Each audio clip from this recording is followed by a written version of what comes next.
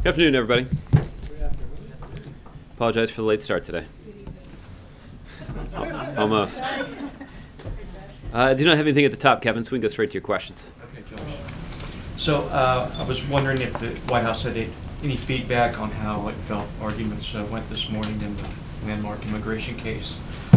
Chief Justice Roberts asked questions suggesting he could side with the administration if there were some small changes in the proposed programs. Others were more pointed about whether the president had usurped Congress's authority. Well, Kevin, I think in the those of you who covered the two Supreme Court cases to consider the constitutionality of the president's healthcare reform law will remember how unwise it is to try to draw conclusions about the likely decision of the Supreme Court based solely on the questioning of the justices. In fact, I remember that there were a number of legal pundits that emerged with some egg on their face after offering up some rather dire predictions about the administration's argument after watching the questioning, only to see a favorable ruling in the end.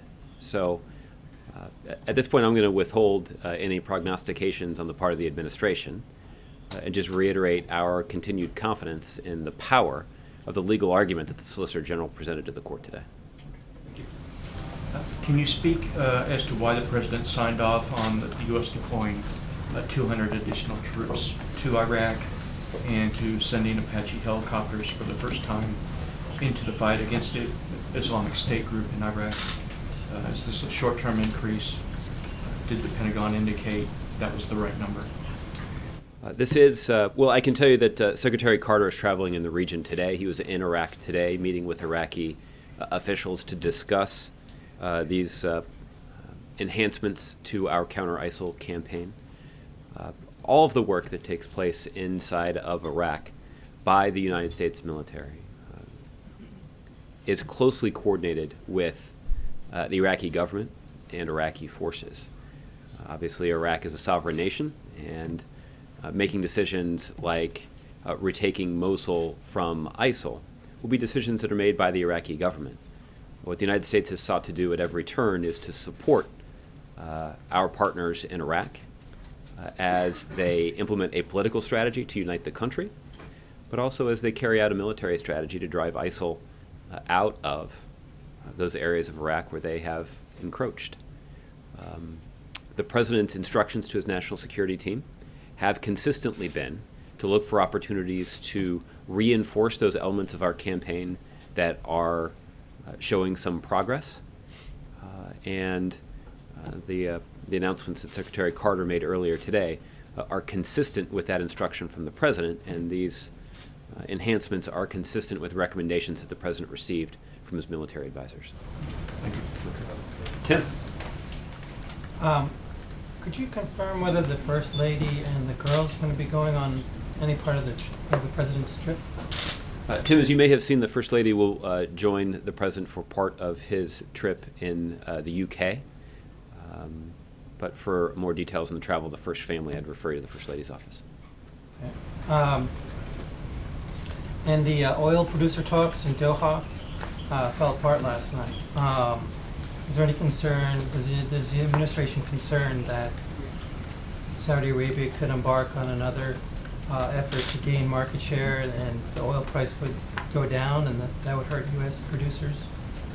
Well, Tim, at this point, obviously the United States and our economists pay close attention to fluctuations in the global oil market. We're obviously aware of the kinds of political efforts that are underway, or some of the political efforts by oil producers to coordinate their activities to maximize the economic standing of their individual countries. We're aware of all that going on, and we're certainly conscious of the fact that it has an impact on the U.S. economy. But at least from here, I wouldn't comment on any decisions made by any individual countries with regard to their oil production activities. I can just tell you that the administration has been very focused on energy security here in the United States. That is part of the strategy that has led us to a situation where the United States is producing significant quantities of both oil and natural gas here domestically in a way that does bring some important stability to our broader economy. But we've also been focused on a strategy that includes increases in energy efficiency. We certainly have seen important increases in energy efficiency when it comes to cars and trucks that are on the road here in the United States. But we've also been focused on looking for other ways to generate energy, renewable energy, like wind and solar. So those kinds of investments have paid off in a way that's been good for the U.S. economy, both in the short run and stands to only expand its potential economic benefit in the decades ahead. But the last time Saudi embarked on this and just started opening the taps a couple of years ago, sent the price down like mad, and the U.S. is now producing only at 2009 levels. Are you concerned that this could hurt U.S. jobs? Well, Tim, I don't think I would comment on any individual decisions or even potential decisions to be made by other countries. I'll just note that this is a welcome respite from the first 6 or 7 years when I stood behind this podium and had to answer questions from your colleagues at other news organizations that asked whether or not the United States was concerned about the impact that high oil prices would have on the U.S. economy. So I wouldn't speculate either what impact low oil prices would have on the U.S. economy, but the tenor of this conversation certainly seems preferable to the tenor of those conversations in earlier years. And just one on the bridge that Russia is building to Crimea. There's some support on both sides. Even in Crimea, there's a little bit of support. I'm hoping that it will, the isolation will be less if a bridge is built. But this is a lot of money, $3.2 billion. Is this money that President Putin could be spending better elsewhere? Well, I don't have a lot of information about their development plans, and obviously I wouldn't second guess any independent funding decisions that the Russian government's going to make as it relates to infrastructure. I can tell you that the president continues to make a forceful case to President Putin that he should abide by the commitments that he made in the context of the Minsk talks. And I can tell you that President Obama had a conversation with President Putin today on this exact issue. The two leaders spoke this morning, and we'll have a more robust readout of their call later today. But the United States continues to believe, and President Obama continues to make a forceful case, that Russia needs to abide by their commitments. And by doing so, they can begin to relieve some of the isolation that they have sustained as a result of interfering in the sovereign activities of their neighbors in Ukraine. Today's phone call was mostly on Crimea, or? The telephone conversation did spend a lot of time focused on the situation in Ukraine. There also was a rather intense discussion, as you'd expect, around the situation in Syria. But like I said, we'll have more details on the phone conversation later today. Okay. Mark? Can you say if President Obama raised the issue of the buzzing of the U.S. warship in the Baltic earlier last week? I asked this specific question, and that did not come up in the call between the two presidents. Really? As I mentioned yesterday, those kinds of activities are destabilizing and a source of some concern, but they're not particularly unusual. And there is an already well-established channel for expressing our concerns about those kinds of incidents from the U.S. military attaché in Moscow to his Russian military counterpart. Those concerns were raised at that level and were not escalated beyond that. There was another incident over the weekend where the a Russian aircraft intercepted a U.S. reconnaissance plane. Yeah. Has a complaint been lodged by usual channels on that incident? Yeah. Well, Mark, I think this is a good illustration of just how these kinds of incidents, while provocative and concerning, are not particularly unusual. And I do not know at this point whether or not specific concerns have been raised about the incident that you just referenced, but it is a good illustration that these kinds of actions are not particularly unusual. Secretary Kerry said last week in an interview that the United States would be within its justification to have fired on those two aircraft that repeatedly buzzed the warship in the Baltic. Did you see those remarks? And I did did- it represent the White House view? I did see those remarks. I think the point that Secretary Kerry was making is that those kinds of actions are provocative. And it's certainly why we encourage the Russians to not engage in those kinds of activities, abiding by generally accepted international norms, particularly when operating in either international waters or in international airspace, is important. And but again, we have ample opportunities to express our concerns about these kinds of provocative actions to the Russians, and it did not necessitate a presidential level conversation. Okay, thanks. Okay, April. Josh, I want to go back to a couple of things you just said. This phone conversation with President Obama and Putin, how intense was the conversation on Syria? You said it was an intense conversation, and what components were the tense pieces? Well, I don't know that I'm going to get into that much detail. I don't think I used the word tense. You said intense. Intense. So I'm using a piece of intense. Okay. How intense? Well, I think that distorts the meaning of what I'm trying to convey. So What you have, how intense was it? what I'm telling you is that there are important issues for the two leaders to discuss, and they had an opportunity to discuss them at some length this morning. And obviously, when we're talking about the situation in Syria, it's rather serious. And there continues to be concern about all of the parties living up to the commitments that they made in the context of the cessation of hostilities. And obviously, we have, for years now, encouraged President Putin and the Russian government to use the influence that they have with the Assad regime to compel them to act constructively. And more recently, that means to live up to the commitments that they made in the context of the cessation of hostilities. And that abiding by that arrangement around the cessation of hostilities is going to be critical to our ability to move forward on the diplomatic track and bring about the kind of political transition that's long overdue inside of Syria. And President Putin has publicly expressed his view that this kind of political transition is critical to both Russian and U.S. interests in that country and in the broader region. And this is an opportunity for where our interests overlap. And it's an opportunity for the president to once again make the case to President Putin that he should use his influence with the Assad regime to live up to the commitments that they've made in the context of the cessation of hostilities. Unfortunately, we've seen that the cessation of hostilities continues to be fragile and increasingly threatened due to continued violations by the regime. And you know, this was the subject of what I think you could accurately describe as an intense conversation.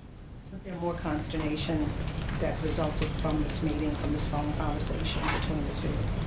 I mean, were they at an impasse with the intense conversation? No, I wouldn't. I wouldn't describe it as an impasse. You know, it's not uncommon for them to have these kinds of conversations, and this is an opportunity for them to consult on these important matters once again.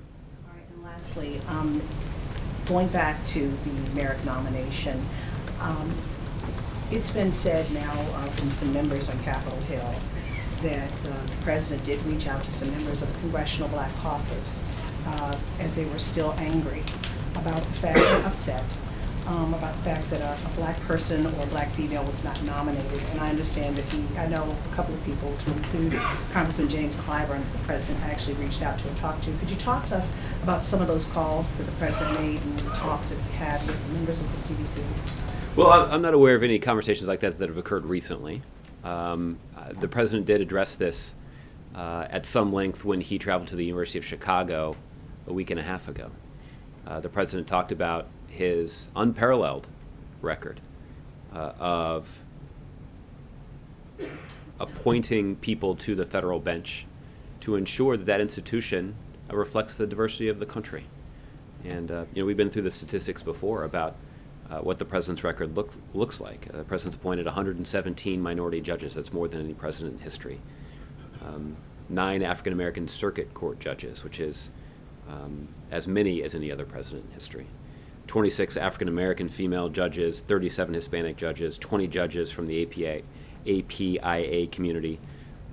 All of those are totals that exceed any other president in American history. In this case, the president made a decision that is consistent with the way that he made this decision in the past, which is when the president appointed Justice Sotomayor, the first Hispanic, to the Supreme Court, he picked the best person for the job. He picked someone of unquestioned integrity, somebody with unquestioned legal credentials, and somebody with a commitment to interpreting the law and not advancing a political agenda. He used the same criteria to choose Elena Kagan and nominate her to the Supreme Court, and he used that same criteria to choose Merrick Garland. So, that's why we're going to continue to urge the Senate to fulfill their constitutional duty. Obviously, Republicans in the Senate described Chief Judge Garland as a consensus nominee, and we believe that he should be treated accordingly. And last question. You said from that podium that this administration listened to their constituency when it came to the potential nominee. And we had black leaders who submitted the request for an African American or black person or a black woman. Now, Lonnie Guinier, I talked to her last week. She was of the mind that if you would have picked an African American woman, she would have had a tough year just like she did in 1993.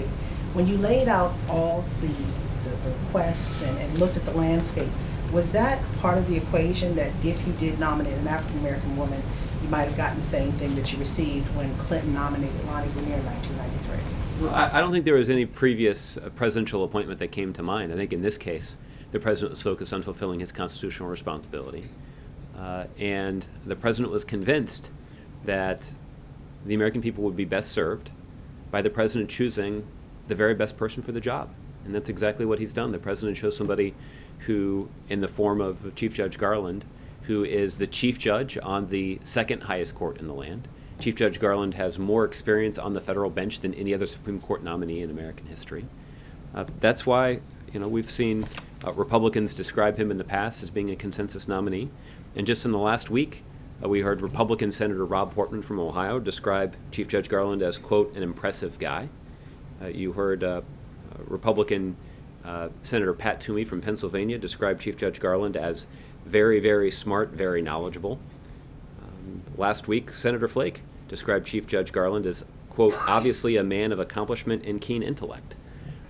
So many Republicans have reached the same kind of conclusion that President Obama has about the ability of Chief Judge Garland to serve on the Supreme Court with honor and distinction in a lifetime appointment.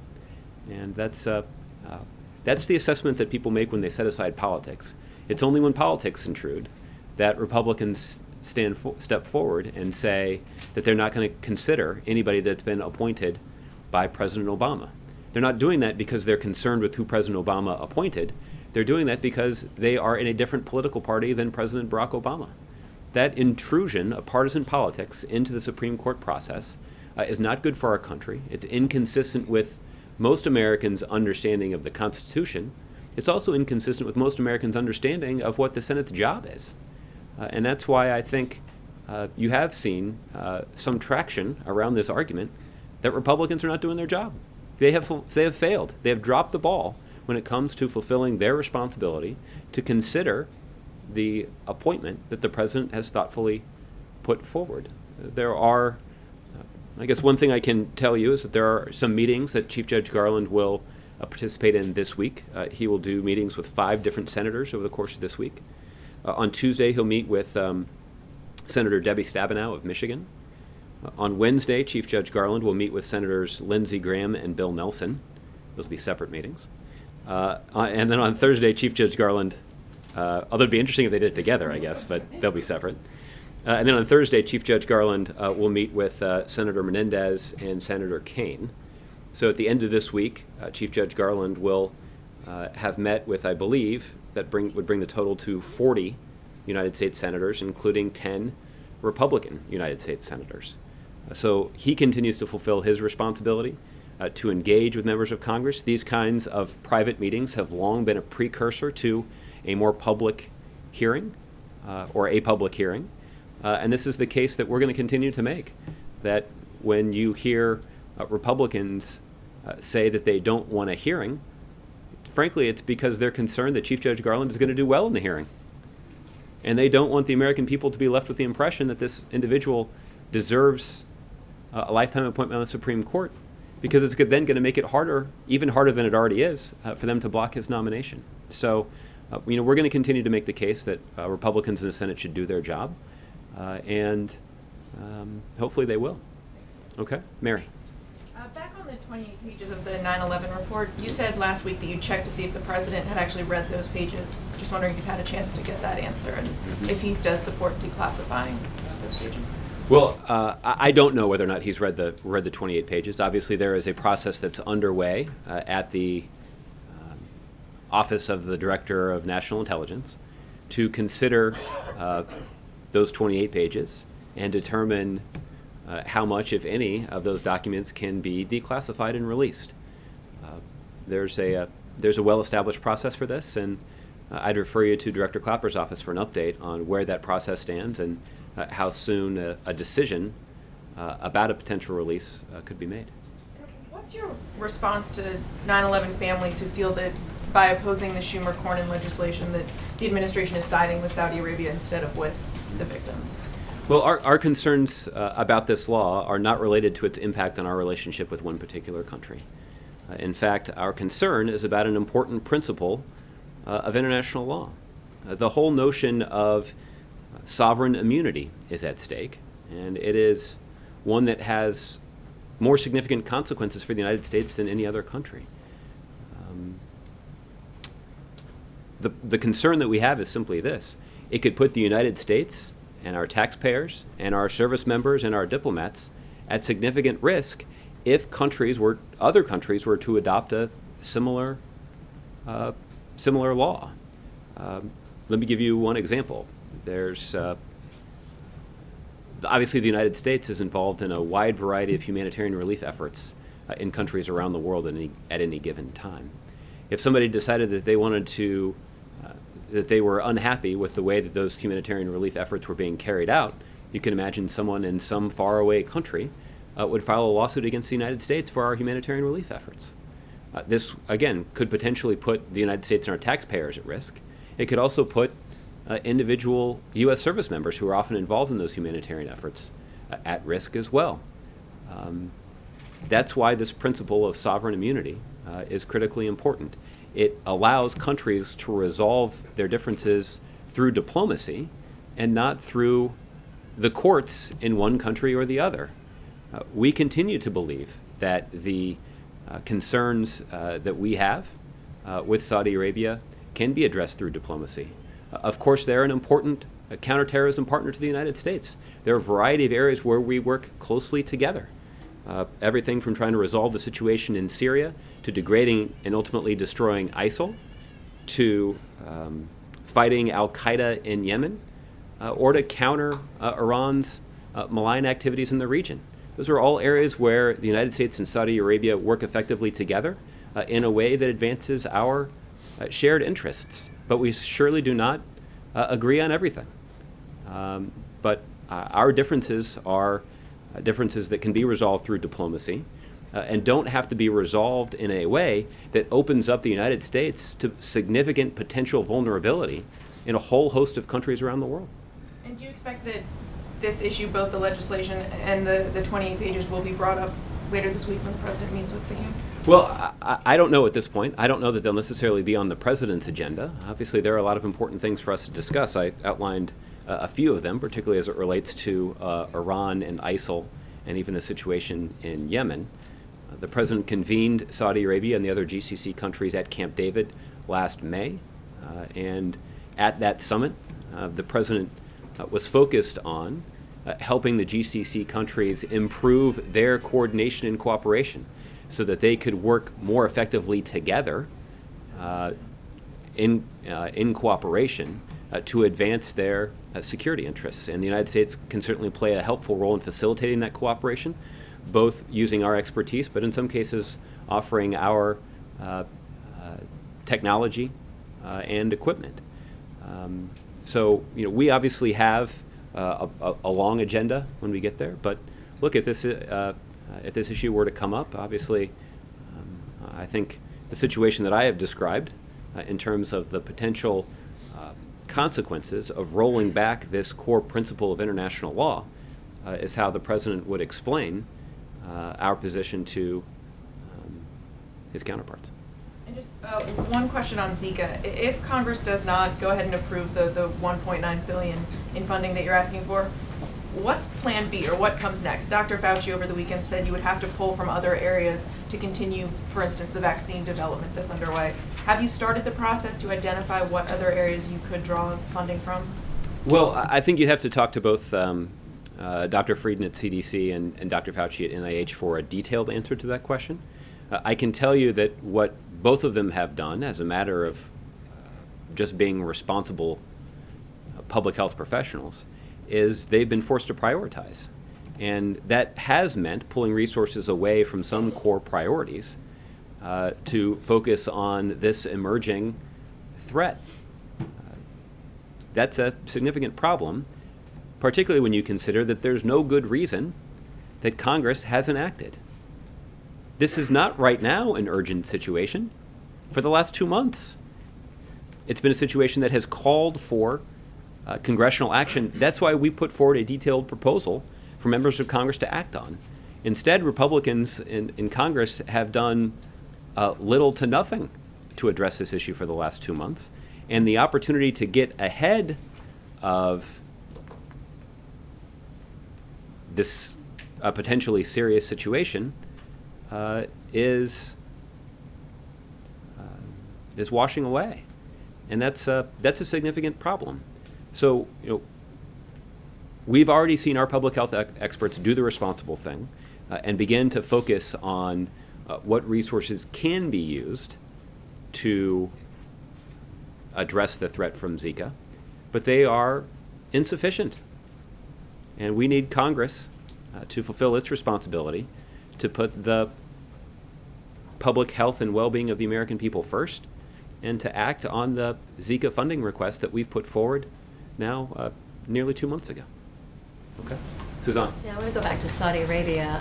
Would the president veto the legislation allowing relatives of the victims of 9/11 who would sue the Saudi government or other foreign entities who were shown to be directly involved in the 9/11 attacks? Well, Suzanne, given the long list of concerns that I've expressed about rolling back this core principle of international law, it's difficult to imagine a scenario in which the president would sign the bill as it's currently drafted. Obviously, the president has devoted significant time in office to fighting for the 9/11 families and fighting for those who risked their lives to rescue and rebuild after 9/11, particularly at Ground Zero.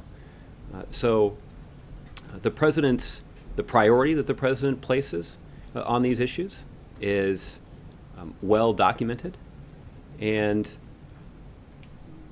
what the president believes is that the most effective way for us to advance our interests, particularly as it relates to countering violent extremism and countering terrorist organizations around the world, is for us to use our American military where necessary to protect the American people, but to try to work cooperatively with other countries around the world to advance our shared interests.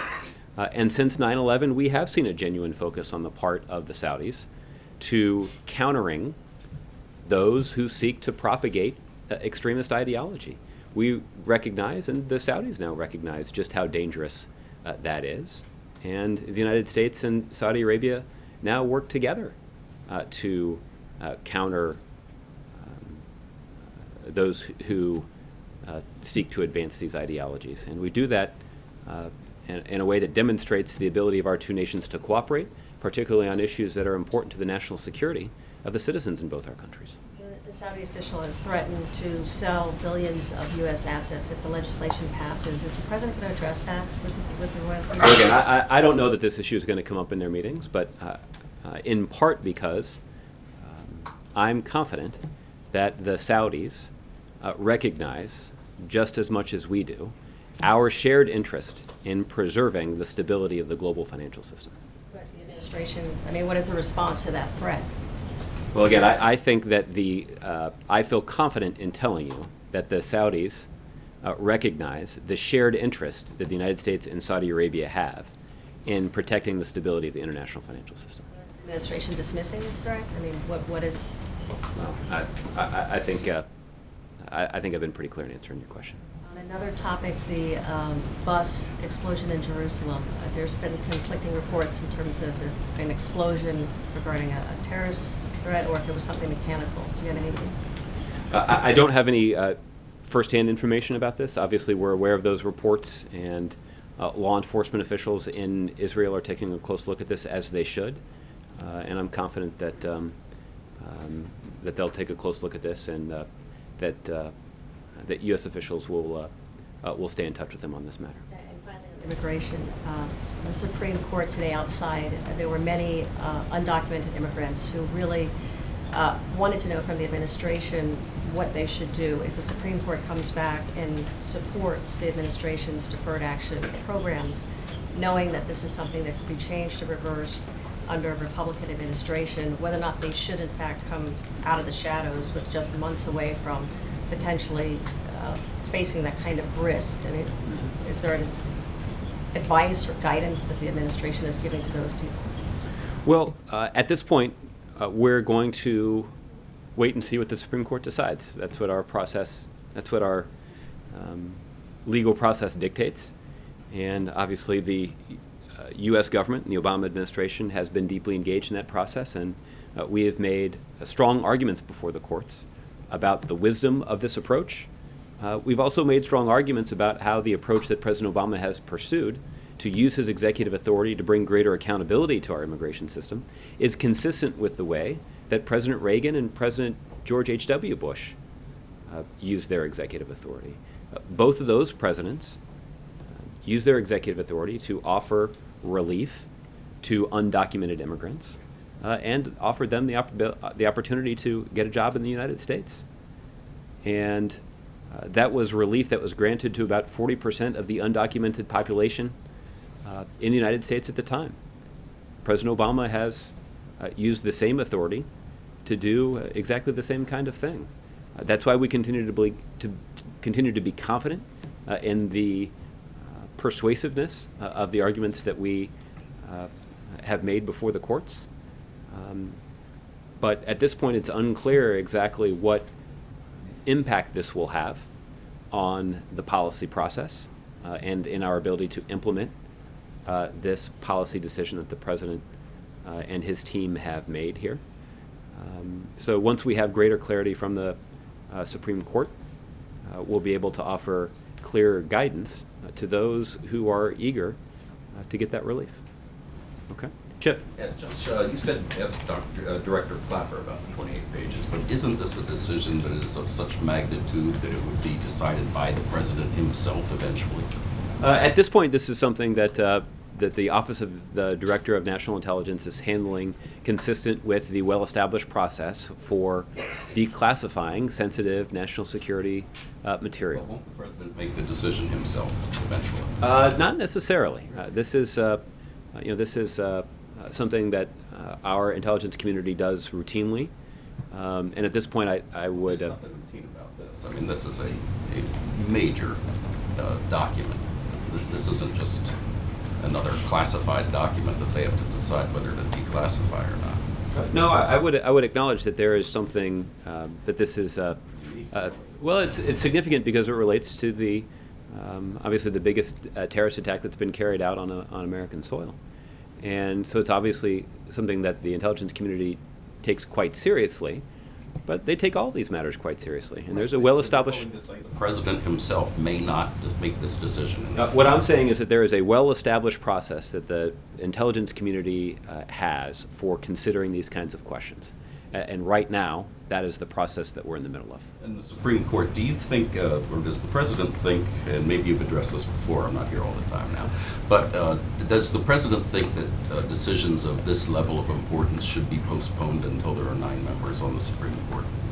Well, the president believes that it's the Supreme Court's responsibility to determine how this should be best handled. Obviously, it was President Reagan who was pretty outspoken in making the case that that these kinds of cases should be handled with the full complement of justices. I'm just looking for the. Does President Obama agree with President Reagan on that? He most assuredly does. And look, for every day that goes by, that the Supreme Court does not have the full complement of justices, the American people are not best served by their legal system. And that is the argument that President Reagan made in urging the United States Senate to act on his nominee to the Supreme Court. That was action that he was urging them to take in his final year in office. It was an election year. It was President Reagan's final year in office. That's exactly the situation that we have now. When President Reagan was in office and he made that case, Democrats had the majority in the Senate, and they went along with it. They recognized that they had a constitutional duty to confirm Justice Kennedy to the Supreme Court, and that's what they did. We're simply asking Republicans to do exactly the same thing. Has the president been briefed by Don Verrilli on the Supreme Court case today? Do you know? I don't know that the president, he has not been briefed by the Solicitor General, at least not today, but I would anticipate that the president will get briefed by his staff about how the arguments went before the Supreme Court before the end of the day today. And do you know if the president has voiced, or if anybody has voiced any opinion on the issue of standing, and if that would be a good way to resolve this case for now, since there are only 8 justices on the court? I didn't listen to the whole argument today, so I don't know how this issue came up in the argument today. Well, it looks like Kennedy's a little iffy on it. Yeah. So It's hard to tell just based solely on the questioning, and there are a lot of assumptions made about the views of the justices of the Affordable Care Act based solely on how they questioned the Solicitor General at the time. That proved to be a rather unreliable measure of or unreliable predictor of the eventual outcome. But if they were to throw it out on standing, that would be a major victory for the administration, would it not? Well, I'm no attorney, but my understanding is, based on the public reporting on this, that yes, if this is an argument that is thrown out on standing, then it would allow the administration to move forward with implementing this executive action, and we would obviously welcome the ability to do that. Okay, Mark. Josh, on Iraq, deployments there, 200 additional soldiers doesn't seem like a huge amount in the grand scheme of things, but now the number's back over, the authorized level's back over 4,000. That's right. And plus some of these special operators are going to be going to the battalion level, which Secretary Carter acknowledged puts them closer to actual combat. Isn't this a classic case of mission creep? Well, Mark, this is a classic case of the president asking his team to develop ways to intensify those elements of our strategy that have shown some progress. And we know that Iraqi forces fighting ISIL on the ground in Iraq have benefited tremendously from the advice and assistance that they've received from U.S. service members that have accompanied them. And what we have sought to do is to develop a strategy that would allow us to offer more advice and to offer greater assistance. That does not, however, put American service members automatically on the front lines. I'm not seeking to downplay the significant risk that our service members are taking in Iraq. We've already seen a couple of U.S. service members killed in Iraq. What they're doing is quite dangerous. That certainly applies to the fighter pilots that have been flying missions over Iraq and in Syria for well over a year now. These are men and women in our military who are putting themselves in harm's way for our national security. We owe them a debt of gratitude. But that is different than the kind of ground combat mission that more than 100,000 U.S. service members had when President Bush sent them into Iraq. The mission that they have now is quite different. But even if it isn't 100,000 men, doesn't it further Americanize a fight that the president himself has said most effectively is fought by local forces on the ground? That is exactly right. This has to be a fight that is led by local forces. And that is the decisions that are announced today were announced after Secretary Carter had an opportunity to consult with Iraqi government officials, because Iraqi government officials are going to continue to call the shots here. And they obviously benefit tremendously from the support that they have received from the United States and our coalition partners. That support comes in a variety of forms, And what was announced today were ideas for intensifying that support in a rather tangible way. But it does not change the basic elements of the strategy, which is that this has to be a fight that is led by local forces with the support and assistance of the United States and our coalition partners. And that's exactly what we've done thus far, and that hasn't changed based on the enhancements that were announced today. Angela. Thanks, Josh. Can you bring me up to speed on the state of play on breaking the logjam on Eric Fanning's nomination to be Army Secretary? As I'm sure you know, Senator Roberts has a hold on that nomination, looking for a promise that the administration pledges to not send any Guantanamo Bay detainees to Fort Leavenworth, Kansas. I don't have a significant, I don't have a procedural update to offer from here. Obviously, there is no questioning Mr. Fanning's commitment to serving this country. He is somebody of unquestioned integrity and expertise when it comes to the critical functions of the United States Army. And he is a nominee who deserves bipartisan confirmation by the United States Senate, and he's been held up for too long. And it's unfortunate that his nomination and his career of service to this country has been ensnared in political arguments made by one particular senator. Does the administration plan to offer a promise, a pledge to Senator Roberts on that? Well, I think we've been quite clear about our commitment to closing the prison at Guantanamo Bay and seeking the cooperation with the United States Senate. Even if they're unwilling to help in that effort, the least they can do is remove the unwarranted obstructions that they have erected that have prevented the closing of the prison. It is hard to imagine that Senator Roberts takes this particularly seriously. You may recall the last time that anybody was talking about Senator Roberts was when he filmed a video of himself crumpling up the president's plan to close the prison in Guantanamo Bay and throwing it in a wastebasket.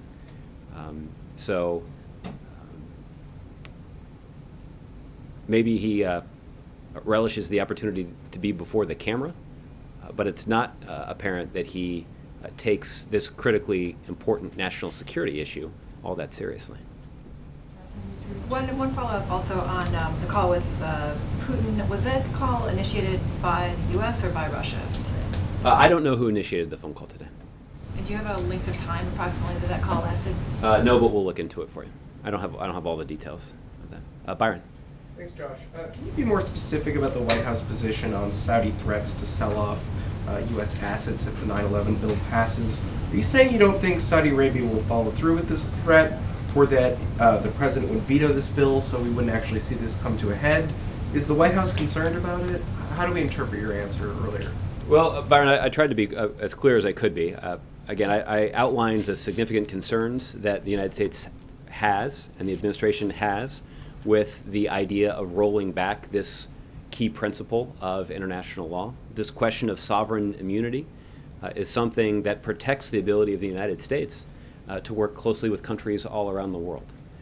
And walking back that principle would put the United States, our taxpayers, and our service members and diplomats at risk. And putting them into legal jeopardy is not a good idea, and something that the president strongly opposes, and it's why he wouldn't sign legislation that would do that. As it relates to the this discussion about the selling of U.S. Treasuries, obviously a country with a modern and large economy like Saudi Arabia would not benefit from a destabilized global financial market, and neither would the United States. Would such an action have a significant impact on the U.S. economy? Is that something the White House is worried about? I think what I'm pointing out is that the Saudi government recognizes that both our countries and our economies benefit from the smooth functioning of the global financial system. And it's not in their interest to destabilize it. Okay? Go ahead, Connie. Thank you so much. What's the status of the memorandum of understanding? And does the president have any plans to go to Israel while he's still in the... I don't have an update for you on those discussions. I can certainly check with my National Security Council colleagues to see if they can provide you with an update. At this point, I don't have any new international travel to announce, but if the president decides to go to Israel, I'm sure all of you will have the opportunity to travel with him.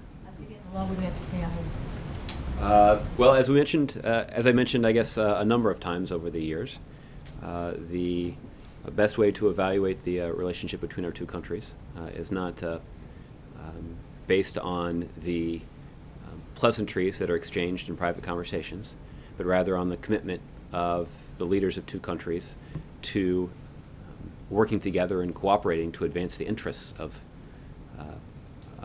their respective countries. And obviously, President Obama and Prime Minister Netanyahu have been able to work effectively to demonstrate the U.S.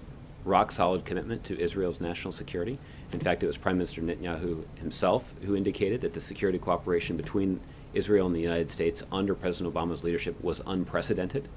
I think that's an ongoing commitment that President Obama has made throughout his 7 years in office. Okay. Rich? Thanks, Josh. Return to the Saudi 9/11 issue. In a conversation today, David Axelrod and Ben Rhodes had on CNN, Ben Rhodes said that one of the elements is there were people in the government doing their own thing, the Saudi government. There was insufficient attention to where all this money was going over many years from the government apparatus.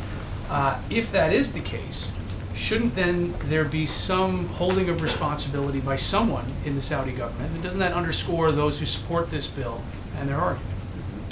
Well, Rich, let me start out by saying that Mr. Rhodes is currently the Deputy National Security Advisor, but early in his career he worked closely with Lee Hamilton, a former congressman from Indiana, who was the author of the report. And Ben had worked closely with Congressman Hamilton to write that report. So he's got his own detailed knowledge of this particular situation.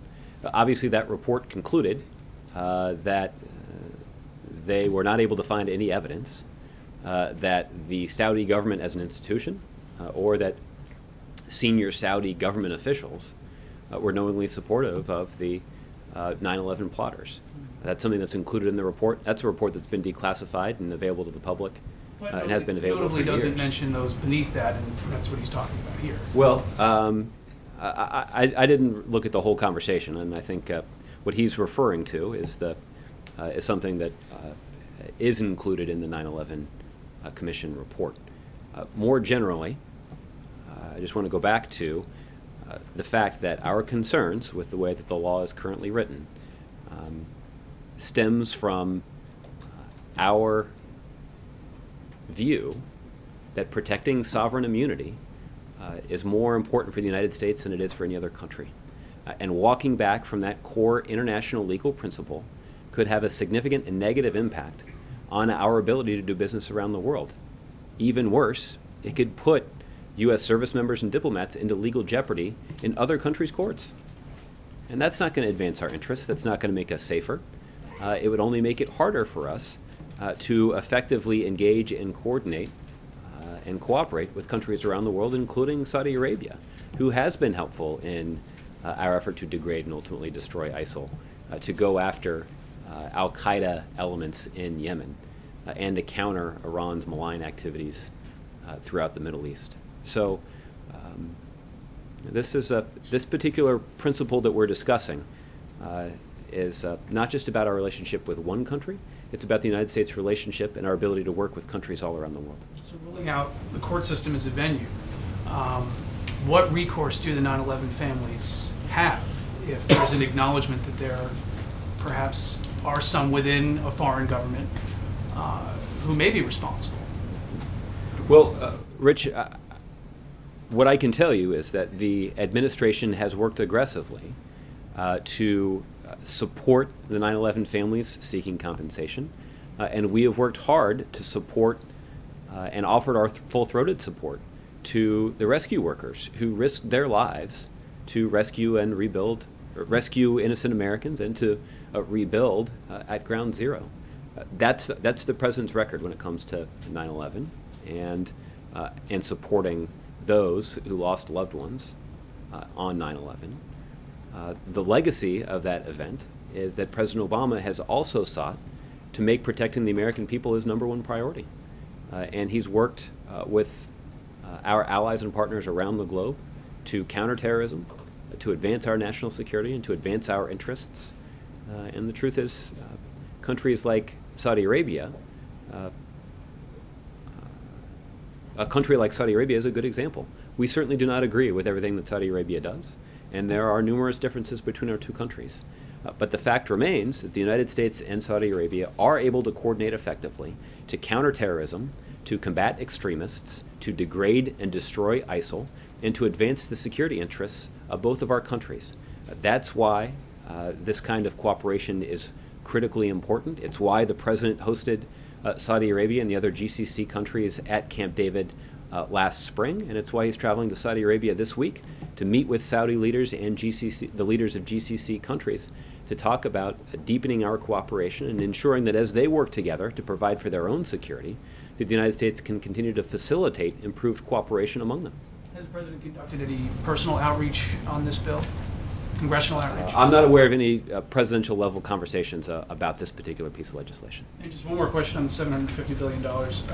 Is it safe to say that you would, given what you've said on this briefing, that given the concerns that the Saudis might have, what it would do to the world economy and their own economy if they were to unload $750 billion worth of U.S. assets, that it's essentially a bluff?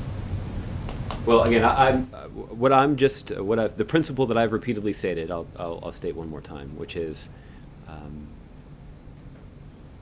the United States certainly believes that Saudi Arabia understands our shared interest in protecting the stability and security of the international financial system. Saudi Arabia is a large economy, and they would not benefit from roiling global financial markets. Okay. Cheryl. Thanks, Josh. A budget question. Last Friday, you indicated that the Overseas Contingency Fund shouldn't be used as sort of a slush fund. But Republicans are looking for more defense spending. You're looking, and Democrats are looking for Zika funding, Flint water funding, those kinds of things. Is there a deal to be had, increased spending, as long as it's both defense and non-defense? Well, I think, Cheryl, when it comes to protecting the basic public health and well-being of the American people, that shouldn't be the subject of wheeling and dealing. It should be the subject of members of the United States Congress, particularly Republicans, setting aside politics and doing their job. And in this case, the administration, after consulting our foremost scientists and public health experts, put together a funding proposal and sent it to Congress 2 months ago.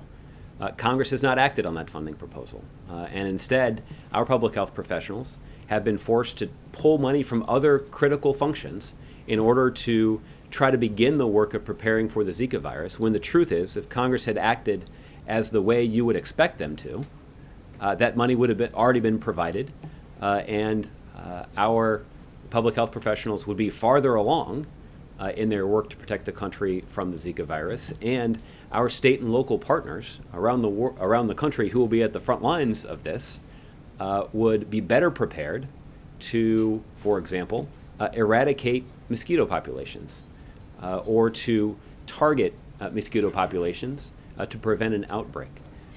We also would see enhanced lab capacity so that people who are seeking to get a Zika test would be able to get the test in the first place, but would also be able to get a prompt response from the lab after they had undergone the test. Neither of those is true right now. So there is more that we need Congress to do, and there's no reason it should be subject to a negotiation. This is part of the basic responsibility of the United States Congress, which is to take responsible steps, separate from politics, to protect the public health and well-being of the American people. That's what they should do. Okay? Fred. Thanks, Josh. There was a release out today that the FBI Agents Association, National Police Chiefs, and other law enforcement groups are supporting the Burr-Feinstein legislation on encryption. And that's something that reportedly the White House is very undecided about it, at least. Is there any rethinking on that as to whether the president would sign that if it did come to his desk? Fred, I have to admit, when you started that question, I thought you were going to talk about the extensive law enforcement support for the president's executive actions on immigration. A similar group of law enforcement officials have come out and expressed their strong support for the president's immigration executive action. And despite what the Attorney General of Texas might tell you, the fact is the top law enforcement officials in the state of Texas actually think that what the president wants to do when it comes to our immigration system would actually make communities in Texas safer. But that's just one example, and that's one tangent that's on my mind based on the way that you asked your question. But yes, as it relates to encryption, I'm not aware that we've taken a specific position on the legislation that you referred to. Obviously, administration officials have been in touch with members of Congress who are interested in this issue. There is expertise that law enforcement and technological experts in the U.S. government can offer as this kind of policy is being carefully considered. The administration has engaged in those conversations in good faith. What I continue to harbor is deep skepticism that Congress will succeed in writing and passing legislation that would effectively address this complicated policy issue. In some ways, the context of your question is relevant because when it comes to something like Zika, that should probably be among the easiest things that Congress should have to do, to make a decision about making sure that our public health professionals have the money that they need to protect the American people from a virus. That's a pretty straightforward thing.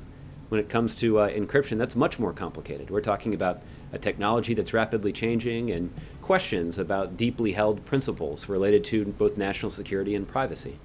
I just happen to be personally skeptical that Congress would succeed in getting something useful done on that, when even the simple things like protecting the American people from Zika, Congress seems unable to do. Their skepticism is not to the substance of the Burger Feinstein bill, but it's entirely Congress could actually get this done.